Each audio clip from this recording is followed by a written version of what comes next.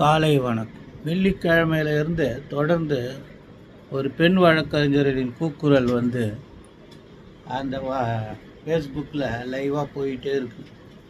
வெள்ளி, சனி, ஞாயிறு, இன்னைக்கு கூட போச்சு, இன்னைக்கு கூட வந்துடும். என்ன அந்த அம்மா சொல்கிறாங்கன்னா, அந்த அம்மாவை சர்பாசி ஆக்டில் சிஜேஎம் உத்தரவில் அந்த அம்மா இருந்த இடத்துல இருக்கிற அந்த அம்மாவுடைய அலுவலகத்தை அந்த அம்மா சட்டப்புறம்பாக அந்த அம்மா மேன் ஹேண்டல் பண்ணி வெளியே ஏற்றிட்டு அவங்க ப்ராப்பர்ட்டியெல்லாம் வெளியே போட்டுட்டு சீல் வச்சுட்டாங்க அப்படின்னு சொல்கிறாங்க.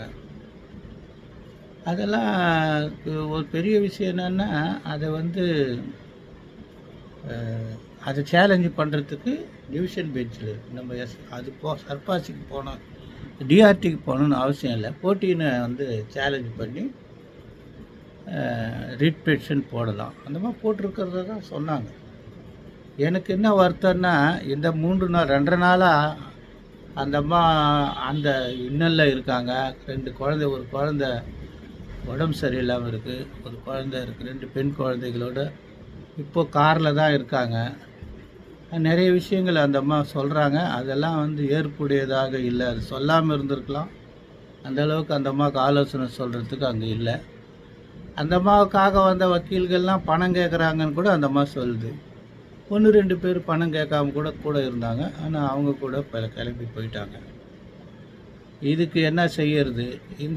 எனக்கு தெரிஞ்ச தகவல் பிரகாரம் இந்த சொத்துக்கு கடமை வாங்கினவருக்கு சார்பாக எம்ஹெச்ஏனுடைய ஒரு ஆஃபீஸ் பேரர் தான் ஆஜராகியிருக்காரு. அதனுடைய விளைவுகள் இருக்குது.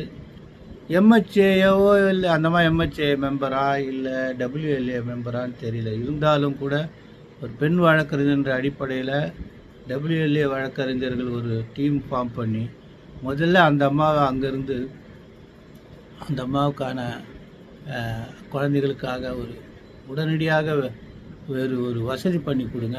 திங்கட்கிழமை போய் உயர்நீதிமன்றத்தில் அணுகலாம். வேறு வகையில் இப்போத்துக்கு அங்கே போராடுறதுனால எந்த இதுவும் வராது. வக்கீலுங்க 100 வக்கீல் வரட்டும், 200 வக்கீல் வரட்டும்லாம் அவங்க எல்லாத்தையும் வங்கியாக இருக்குது. அது வங்கியாமல் இல்லாமல் தனியார் இன்ஸ்டியூஷனாக இருந்தால் கூட ஓரளவுக்கு அவங்க ஏதாவது பண்ணுறதுக்கான வாய்ப்பு இருக்குது. வங்கியாக இருக்கனால அவங்க அவங்க மேலதிகாரிகளை கேட்காம எதுவும் பண்ண முடியாது. ஆனால் மன வருத்தத்தான் இருக்கிறது. ஒரு பெண் வழக்கறிஞர் அதில் ஒருத்தர் மூஞ்சி பார்த்தாலே தெரியுது அப்படின்னு சொல்கிறார்.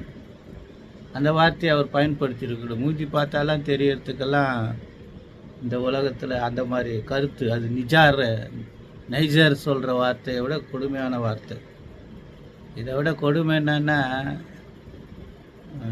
ஒரு மாங்காமடையன் அடிக்கடி வரையர் குல நடிகர்கள் பட்டியல்னு போடுறான். அவனை கேட்கறதுக்கு ஆள் இல்லை. எத்தனையோ அது SC/ST அட்ராசிட்டிஸில் ஆக்டில் குற்றம் அது. ஆனால் அவங்க போடுற லிஸ்ட்டில் இருக்கிறவங்கெல்லாம் அந்த சமுதாயத்தை சேர்ந்தவர்கள் இல்லை. இருந்தாலும் போடுறான். வேணும்னா சண்டை வலிக்கிறானுங்க. இதை கேட்கறதுக்கு ஆள் இல்லை.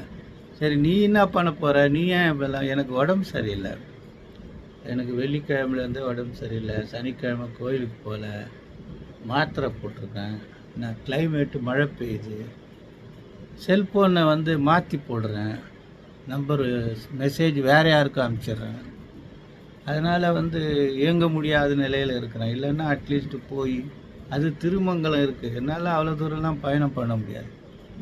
இங்கே இருக்கிற உயர்நீதிமன்றத்துக்கு பயணம் பண்ணி திரும்பி வர்றதுக்கு எனக்கு பெரும்பாடாக இருக்குது. அது எப்போ சரியாகும்னு எனக்கு அது விளக்க தெரியல. மனநிலை எனக்கு அதிகமாக பாதிக்கப்பட்டிருக்கு. யாருக்காக உதவி செய்யலான்னு நம்ம நினச்சி உதவி செய்யும்போது அந்த உதவி செய்கிறவர்கள் நம்ம ஒரு 2-3 பேருக்கு உதவி செய்கிறோன்னா அவங்களுக்குள்ள அந்த போட்டி பொறாமையால் ஏன் மூளை என்ன தின்றாங்க. இதெல்லாம் மறுபடியும் நம்ம மனநிலை பாதிக்கப்படும், தொழிலை பாதிக்கப்படும். நான் 24 மணி நேரம் ஒரு நாளைக்கு 7 கேஸ் 8 கேஸ் எல்லா கேஸுமே கடுமையான வழக்குகள் நடத்துகிறேன்ல, அந்த உணர்வு கூட அவங்களுக்கு இல்லை. இந்த மாதிரி காட்டு மிராண்டி ஜனங்களுக்கு இடையில் மாட்டிக்கிட்டு இருக்கேன். அதனால் என்னுடைய தாழ்மையான வேண்டுகோள், வழக்கறிஞர் சங்கம் எம்ஹெச்ஏயை சேர்ந்தவங்க ஒரு குழு ஒன்று போட்டு உடனடியாக அந்த இடத்துக்கு போய் அந்த அம்மாவுக்கான இடைநிவாரணத்துக்கு வழங்கிட்டு நாளைக்கு உயர்நீதிமன்றத்தில் அவங்க ஏற்கனவே வழக்கு போட்டிருக்கிறதா சொல்கிறாங்க. அது என்ன ஆகுதுன்னு பார்ப்போம். கொஞ்சம் யாராவது கொஞ்சம் ஆறுதல் சொல்லி அவங்க அந்த குழந்தைங்களுக்காவது ஏதாவது ஏற்பாடு பண்ணுவீங்கன்னு நம்புகிறேன். என்னால் முடிஞ்சது இவ்வளோ தான் செய்ய முடியும். இப்போ கூட அப்படியே ட்ரௌசியாக இருக்குது. என்ன பண்ண சொல்கிறீங்க? காலை வணக்கம், நன்றி.